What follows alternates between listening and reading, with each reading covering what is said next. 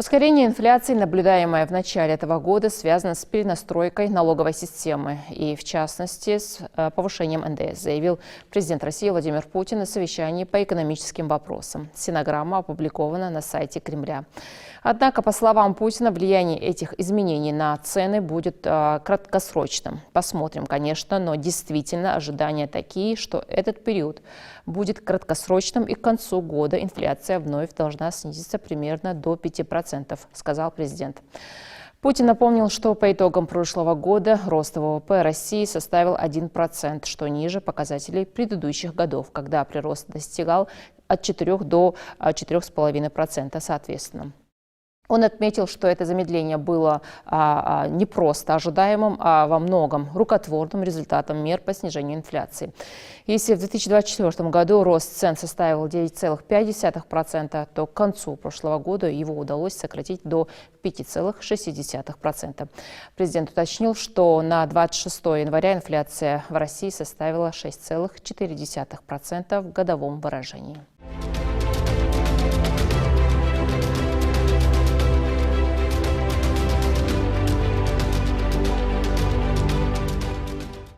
При вывозе из России наличных рублей, эквивалентных сумме выше 10 тысяч долларов США в страны ЕАЭС, физическим лицам придется сообщать таможенникам источник происхождения денег.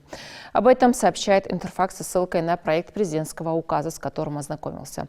Как следует из проекта, ограничения на вывоз наличных рублей и золота в слитках планируется ввести одним указом с 1 сентября 2026 года. Мера коснется золотых слитков весом от 100 грамм, а в случае с рублями предлагается запретить их вывоз в страны ЕАЭС на сумму от 10 тысяч долларов США по актуальному курсу. Исключение – вывоз через международные аэропорты России. В этом случае потребуется уведомить таможенные органы.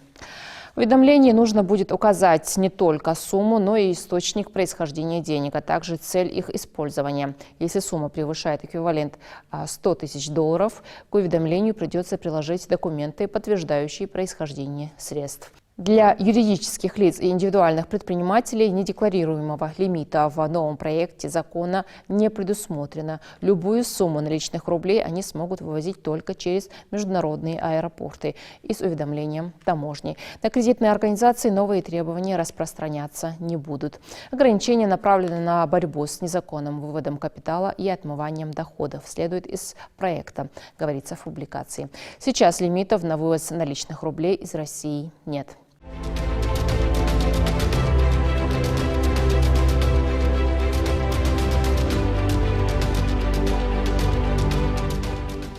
Заморозки, засуха, неурожай, низкие цены на зерно, высокая кредитная ставка, экспортные пошлины. Проблемы российских аграриев множились весь 2025 год. Однако агропромышленный комплекс Ингушетии показал устойчивый рост по всем ключевым направлениям. О показателях за год смотрим далее в интервью.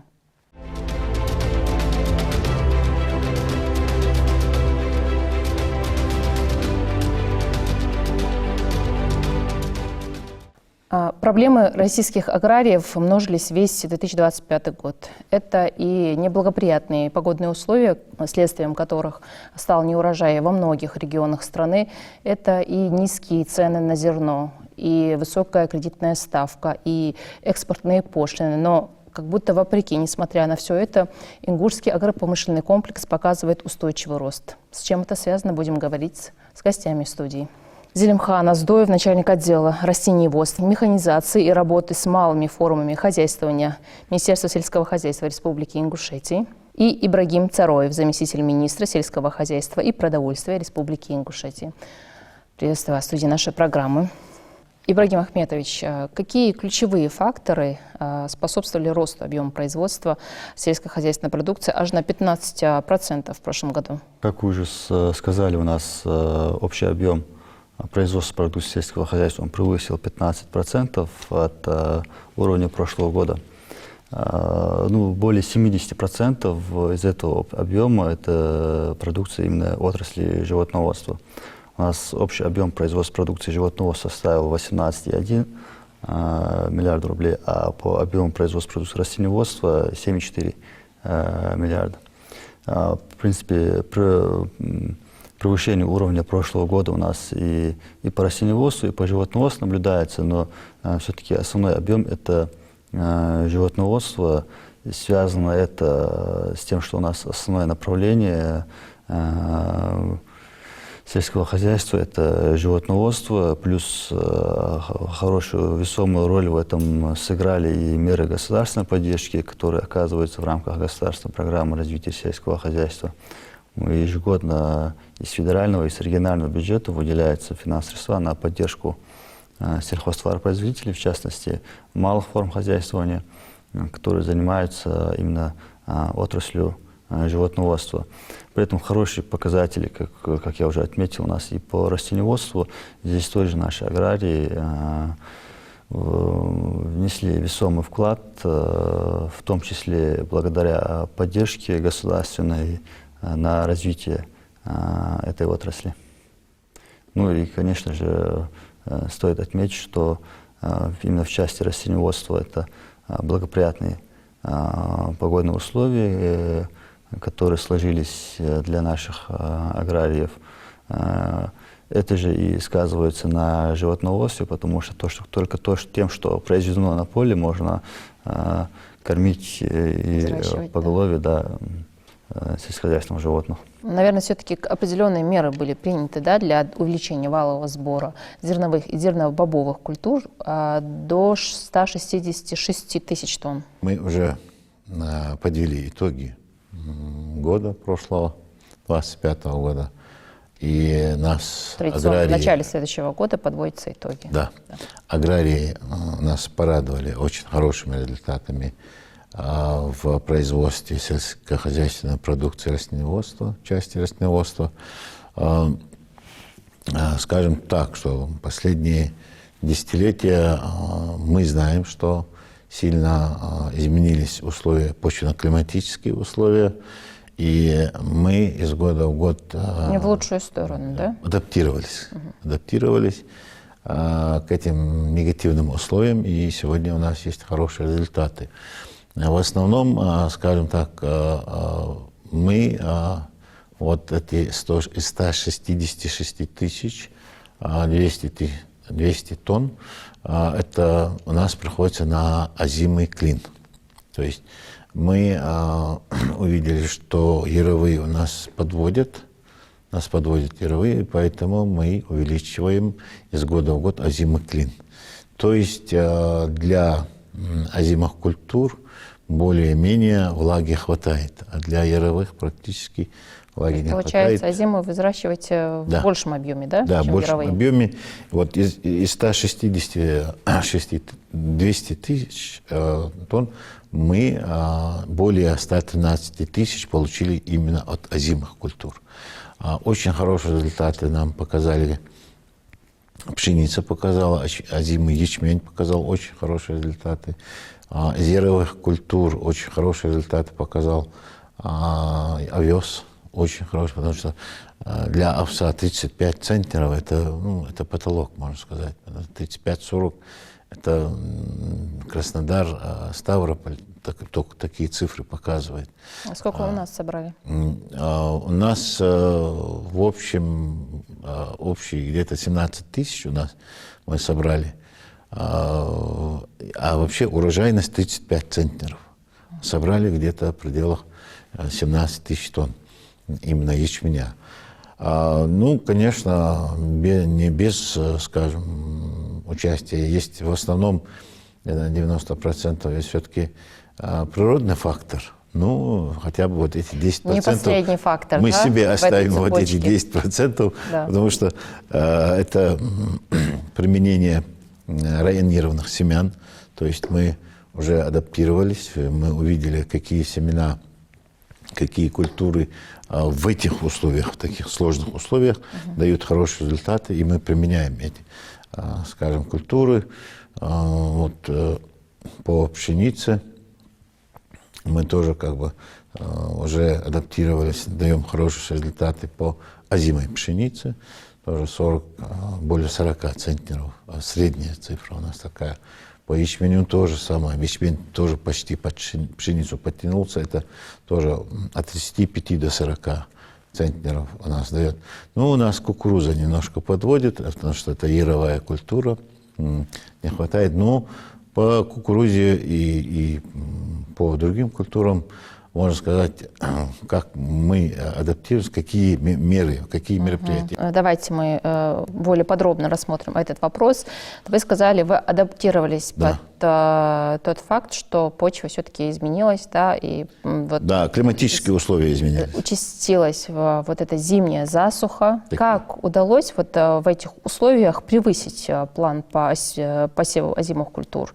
Вот на 1,7 тысяч гектара. Какие технологии и методы использовались? Ну, скажем, технология имеется в виду севооборот. Мы делаем севооборот, да, делаем акцент от ярового клина увеличения к озимому клину. Мы увеличиваем за счет снижения площадей яровых, отдаем предпочтение озимым культурам, и, соответственно, площадь повышается. И это все-таки идет к тому, что мы адаптируемся под новые условия, и, соответственно, мы уменьшаем. У нас раньше яровой клин был где-то в пределах 42-43 тысяч гектаров, а зиму у нас 29-28. Сейчас мы уже этот клин зиму увеличиваем под почти 30 тысяч гектаров. Мы его увеличили. Вот. И они дают хорошие результаты. И все-таки хотел бы отметить вот эти 10%, которые за нами, за аграриями, мы переносим сроки посевной кампании. Вот если вы заметили, что вот за последние 10 лет вот сезоны переместились вот где-то на 1 месяц. Да. И мы как бы за изменением погодно-климатических условий тоже подстроились. И когда мы перемещаем вот эти сроки, то мы в период вегетации растений мы успеваем забрать продуктивную влагу. Хотя ее не хватает, но мы максимально подстроились именно под новые вызовы, и поэтому как бы хорошие у нас результаты. Ну, в любом случае, Ибрагим Ахмедович отметил, что, конечно, государственная поддержка, она очень нужна.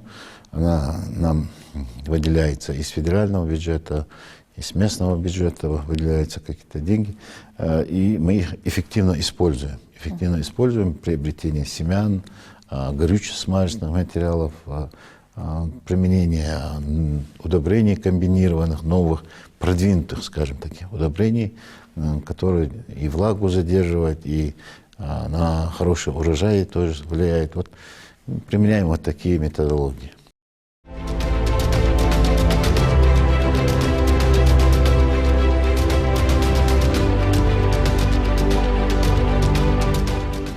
Генеральный спонсор программы – компания «Спектр». «Спектр» – все услуги для бизнеса.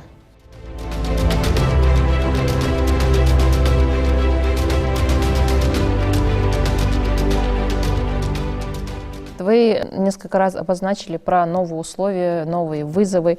Вот какие особенности климатических и почвенных условий в Ингушетии влияют на урожайность?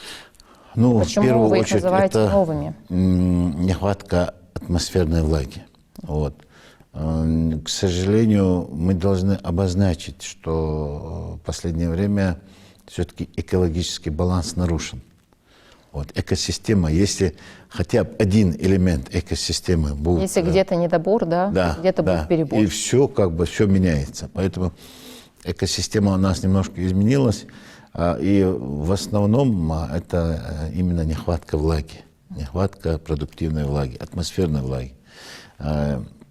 Даже если сегодня говорить о мелиорации, да, то такая тема, очень популярная тема. Сегодня мы говорим о мелиорации. Ну, у нас как бы вот водных ресурсов, даже реки у нас обмелели, очень серьезно обмелели.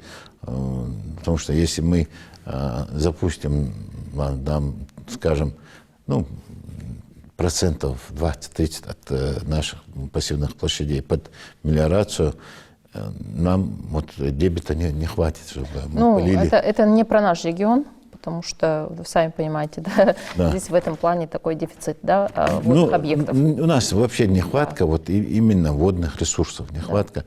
А с чем связано по погоде, то, что вы говорили, какие факторы, это все-таки отсутствие атмосферных осадков и повышение температуры. Вот. Повышение температуры – вот основные проблемы для хороших результатов. Ну, мы уже подстроились под это, но дальше посмотрим, как получится. Да. Вот вы сказали, что большие площади вы отдали под озимые культуры, Да. меньше яровые. Не больше, увеличили. Раньше Увеличили. вот За было счет меньше. уменьшения яровых культур, да? Да, за счет уменьшения площадей. яровых. Да. И вот это вы планируете в таком темпе работать в ближайшие годы или все-таки исходя из погодных условий? Все-таки мы знаем, что погодные условия, то есть есть регулируемые и нерегулируемые факторы в растениеводстве, а нерегулируемым относятся все-таки это погодные условия. Поэтому мы будем смотреть, если, допустим, весенний период, летний, осенний период, если что-то у нас в погоде поменяется, будет больше осадков, то мы опять-таки предпочтение будем отдавать именно яровому климату. Если не будет хватать, то будем отдавать озимому. Ну, в этом году, на прошлый год, но все-таки за этот год скажу, осадки, вроде бы мы видим снег, да, но все равно этого снега нам недостаточно. Ну и тем не менее, это тоже нас радует, что снежок пошел, хотя бы небольшой покров снежный у нас был. И вот надеемся, по сравнению с предыдущими годами, да, в этом году по сравнению с увеличен, предыдущей, да? относительно, конечно, да, очень хорошая зима, можно сказать, но тем не менее, скажем, вот до того, как вот где-то первой декаде у нас января вот, стояла такая морозная погода, без снега, ну, чуть-чуть зацепили они наши озимые, но наши сельхозтоваропроизводители вот, применяют специально криопротекторы, это которые снижают влияние вот, морозов на вегетативные органы растений. Ну, мы как-то стараемся максимально с меньшими потерями, чтобы наши урожаи были хорошие. Ибрагим Ахметович, животноводство – одно из ключевых направлений в развитии агропромышленного комплекса нашего региона. Да? Как вы его поддерживаете, развиваете, да? Учитывая то, что это поголовье крупного рогатого скота, оно такое стабильное, да, можно сказать? Да, действительно, у нас отрасль животноводства стабильно ежегодно показывает нам хорошие результаты. Вот по итогам 2025 года у нас наблюдается более 60, у нас наблюдается более 76 тысяч голов крупного рогатого скота, 354 тысячи голов мелкого рогатого скота. Это хороший показатель по поголовью крупного рогатого скота. Это увеличение на 0,7%. По мелкому рогатому скоту удалось сохранить уровень прошлого года. По производству продукции животноводства у нас также наблюдается увеличение. По молоку на 6,3% увеличение, по мясу на 7,9%. По яйцу у нас на 2,9% увеличения.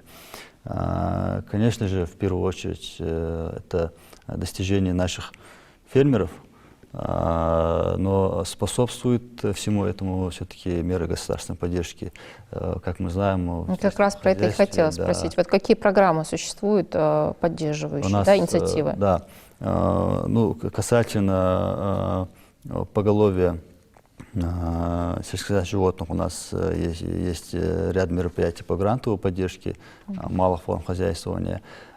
Производителям молока и мяса также есть мероприятия по субсидированию по этим направлениям. То есть это те направления государственной поддержки, которые стимулируют именно развитие этих направлений и поддерживают фермеров, которые работают в этом направлении. Есть регионы, которые являются вот основными партнерами нашими? Да, конечно, у нас по экспорту прошлый год он действительно, можно сказать, стал прорывным.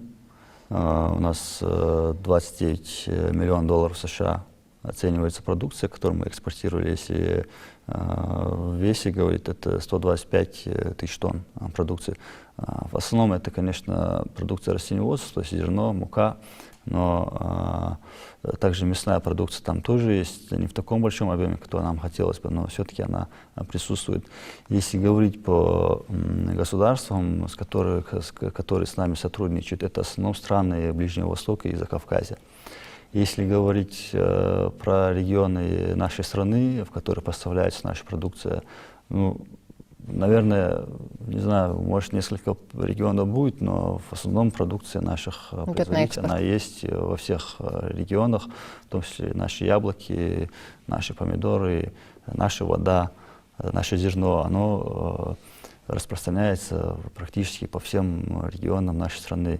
Наша продукция, яблоки, помидоры, они представлены практически во всех сетевых крупных магазинах нашей страны.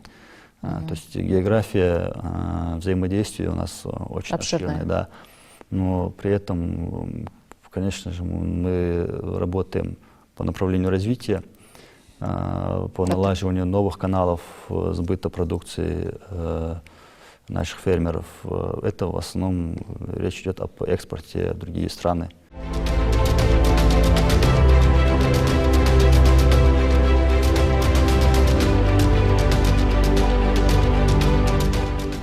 Генеральный спонсор программы – компания «Спектр». «Спектр» – все услуги для бизнеса.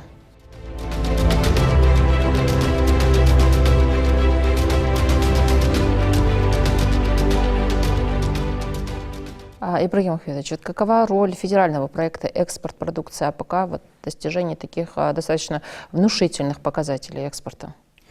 Ну, вот все эти показатели, которые сейчас достигаются по направлению экспорта продукции сельского хозяйства, это все благодаря именно реализации вот этого федерального проекта «Экспорт продукции АПК».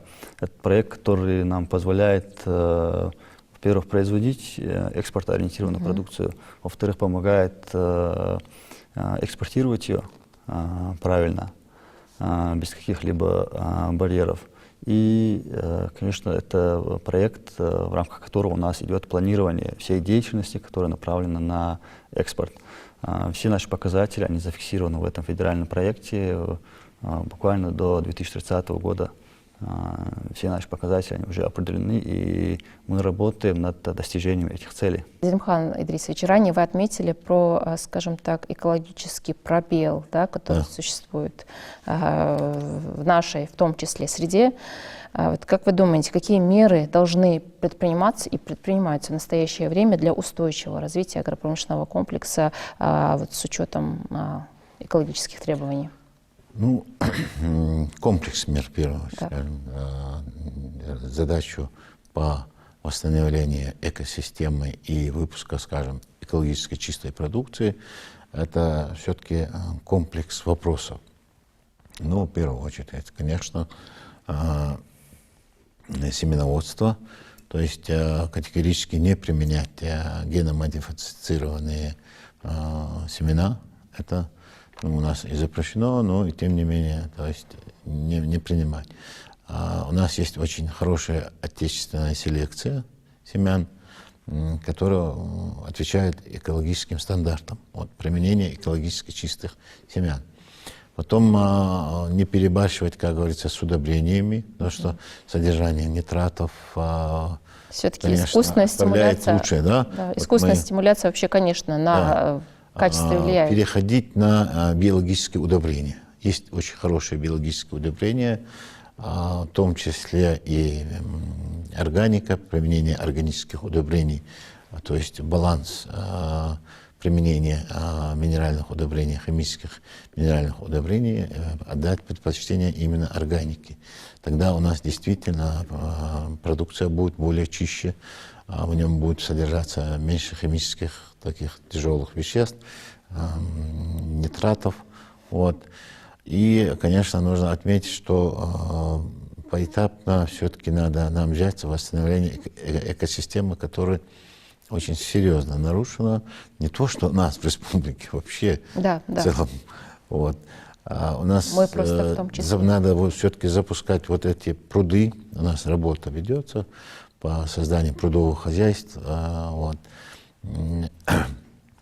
Потом есть все-таки, когда мы говорим о экологии, тут и в частности, если мы говорим о растениеводстве, это обязательно надо восстанавливать лесные вот эти агромелиоративные лесные насаждения, надо, их раньше лесополосы называли, вот, агротехника. Ну, самое основное это все-таки применение органики, больше органики применять. Кстати, между прочим, вот органика, она намного, вот применение органических удобрений, она намного устойчивее, растения бывают намного устойчивее к засухе. Вот когда слишком много туда мы даем для больших таких результатов, даем минеральных удобрений, да, они дают результат, но может быть и обратный эффект от применения, когда мы слишком большие дозы удобрения почве даем, он иногда дает обратный эффект, и действительно растение очень сильно угнетается. Вот, и в том числе, если мы говорим о животноводстве, то... Вот и в животноводство в том числе, это же не относится определенно к растениеводству. Животноводство здесь, по-моему, здесь тоже не последнюю роль играет, вот, правильная экосистема. Конечно, вот что я хотел сказать, что кормовая база, это у нас, да, растениеводы. Да. Если мы производим экологически чистые корма, соответственно, экологически чистая мясная продукция, молочная продукция, все это зависит все-таки от растениеводства. Поэтому как бы она первооснова. Взаимосвязана, вот. Конечно. Да, и в растениеводстве мы должны все-таки основа в растениеводстве, да, все-таки в правильном. Да, да. Вот мы должны отдавать предпочтение органическим удобрениям. Вот тогда у нас более, скажем, продукция будет и в животноводстве, она переходит и в животноводство, более чистая. Ну, конечно, если говорить о целом вообще по экологии, если говорить, что в последнее время у нас, ну, в России имеется в виду, есть программа по органическому растениеводству, органической продукции. Вот. Мы с этой программой пока не работаем, потому что у нас как бы нет базы, да? Но мы будем работать, в дальнейшем будем работать и с этой программой. То есть по органической продукции. Вот, скажем, это большая программа, вот, федеральная. Я думаю, в последующем мы все-таки будем поэтапно участвовать в этой программе. Входить в программу, да. Я напомню, что сегодня в гостях были Зелимхан Оздоев, начальник отдела растениеводства, механизации и работы с малыми формами хозяйствования Министерства сельского хозяйства Республики Ингушетия, и Ибрагим Цароев, заместитель министра сельского хозяйства и продовольствия Республики Ингушетия. Дорогие телезрители, на экранах своих телевизоров вы видите адрес электронной почты, на который вы можете отправить вопросы. Если они у вас есть, мы обязательно постараемся озвучить их в студии нашей программы. Нам очень важна обратная связь. Адик Халшт Мяштахч.